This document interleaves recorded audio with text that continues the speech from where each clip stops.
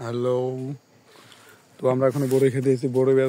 বড়ই এত পরিমাণে কষের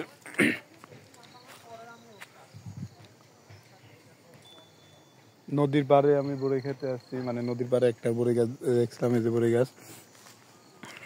তো বড়ই পাড়ছিলাম অবশ্য। আচ্ছা, এখন এই যে নদীর পাশে, নদীর পানি শুকায় যাওয়ার কারণে আমাদের কিছু কদু দেখা যাচ্ছে, কদুর মাছাল। আর এই যে বড়ই,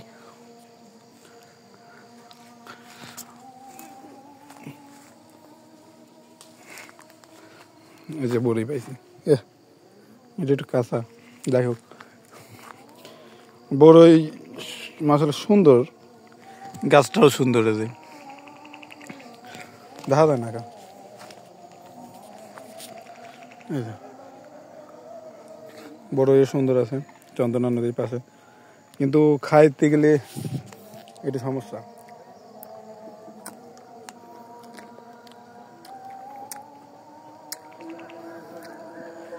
বড়ই কষের কারণে